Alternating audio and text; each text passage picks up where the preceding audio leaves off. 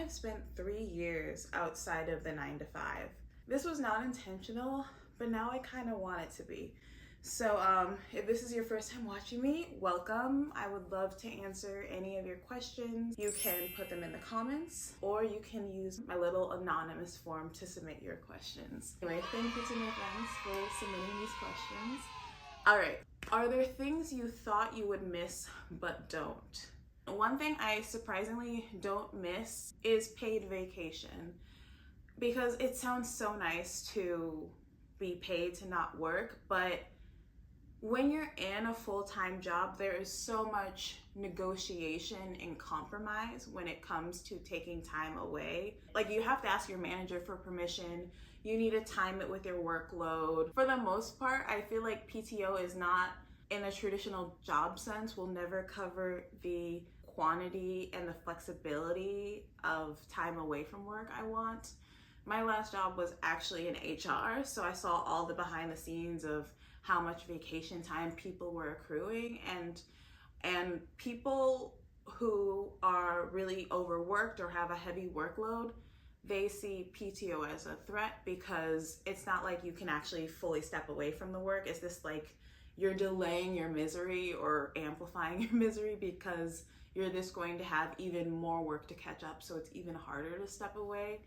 And in my current situation, I have the flexibility and the options to be more responsive to my rest needs and to adjust it pretty quickly without asking for permission.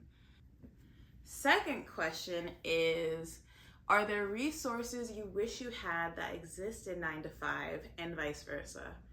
Okay, absolutely. But not many. The biggest thing I miss about 9 to 5 is having consistent income.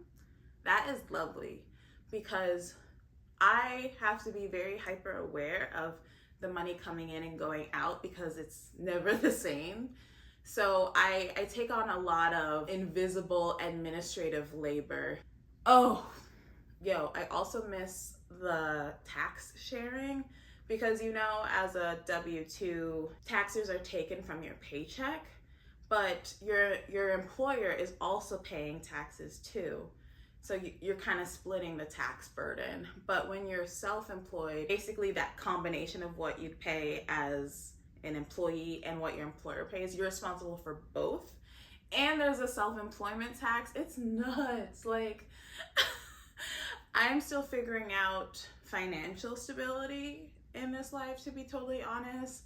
And the taxes are kicking my ass. And the benefits, I miss paid sick leave. I miss 401k matching. Okay, and then the vice versa. What did I miss that I had during the dark age, that last year when I returned to full-time work? It was just so hard to put yourself back in the cage after having so much freedom. I really believe that phrase, time is the most valuable resource over money, because it's the one thing you can't get back. I think the 40-hour work week is excessive and arbitrary, and for many full-time jobs, that's the baseline expectation, and it's just too much time. 8 hours, no. I like this, a slow morning to myself, where I can think, I can write, I can center myself, go to the lake, have a good meal, go for a grocery run, have a leisurely workout. I'm not in a rush, which is really, really nice. I can just savor wherever I am, because I am so rich in time. My last full-time job, there was so much just interpersonal conflicts and toxicity and drama. It was giving middle school gossip. Someone made a rumor about me and told my boss, and it was just a whole thing that lasted way too long for something that someone straight up made up. And it's just a lot of just stupid shit. When I got laid off last year, I kind of took inventory of the clients that I had in the past. That's the knee-jerk reaction when you get laid off. You're like, oh my gosh, I need money. So I reached out to those clients, and then once I was re-onboarding again, I was kind of reminded of some of the BS, or I realized I needed to make sure that it's balanced and sustainable mentally for me as well as financially.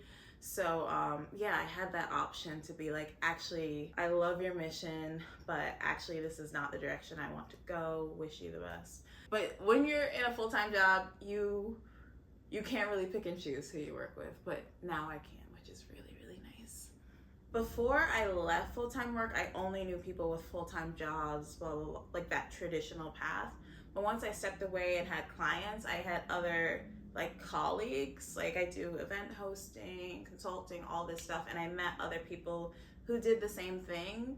And hearing about like the unique blend of income streams or passions or artistry that like just builds their portfolio, it was so cool. Just how you can custom design the life you want. It's just so delicious how instead of being a cog in the machine and buying into that, okay, you're going to work for 40 plus years and then you get your retirement, you get to blend that rest and recalibrate that ratio in a way that actually makes sense for you.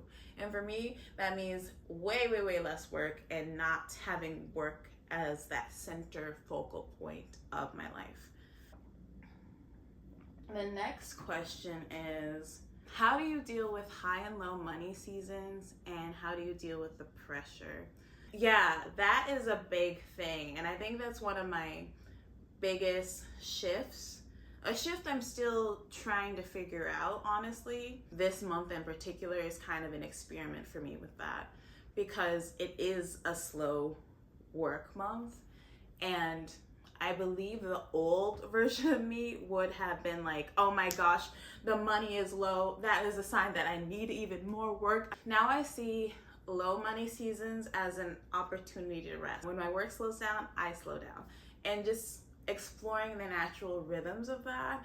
And part of the reason I can do that is because I have multiple clients. I'm not relying on one thing, so that naturally stabilizes things, makes things a little bit more predictable. And I realized I could so easily spend the rest of my life micro optimizing and trying to get slightly better clients, but that is not my goal. I do not want work to be the center of my life. I want work to be a means to an end. So with that, I needed to figure out what is actually central to my life. What do I want to make sure I'm holding space for in my time and energy and resources. I was actually working on a vision board last night just to show this, and so I might share that with you. We'll see. And yeah, this is just a snapshot of what that looks like for me now. But embracing seasonality, because it's outside of the traditional norm, I have to create a lot of structure for myself. And that creates a lot of mental load, a lot of executive function I need to do. If you're always actively carrying all the responsibilities on your shoulders, it will get exhausting. So you do need to take breaks from that. So this month, I decided to not track my expenses and just be a bit more intuitive about it and just allow myself this slow season as an opportunity for me to just take a break from that intensive tracking and just rely on more intuition and self-trust. Yes, I might spend a little bit more, but I'm not using this as a permission to ball out, because I know I cannot do that.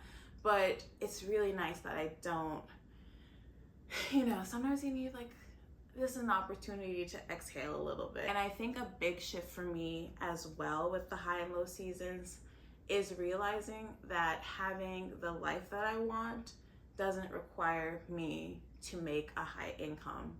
And there are a multitude of pathways for me to have the things that I want. I believe I can have this life and still go on vacations and eventually have a dog. And those are the things I'm really excited about. As I do more research about the opportunities, different versions and flavors of affordable housing programs, I went to the doctor the other day, and with insurance, I shit you not, with insurance, my medicine was $100. Without insurance, it's $9. With insurance, my testing is $600. Without insurance, it's $100. The markup is crazy. I still feel like at some point having insurance will be nice, because it's, it's like a guardrail for if you're in an extremely expensive medical situation. But I also know that There are ways to negotiate with the hospital's payment plans if you're really in those situations. I was watching a show and the girl found out that she could negotiate her bill. It was like $15,000. She negotiated down to like $2K. So yeah, having saving, I don't know. I'm rambling. So if you got this far, thank you so much for watching. I would love to answer more questions and create more content about this process and really just document and share what I've been learning, what I've been exploring. So if you have questions, topics you'd like to explore, definitely use that Google form link to ask your questions, share topics you're interested in. Comments are welcome too. But yeah, thank you so much. Bye.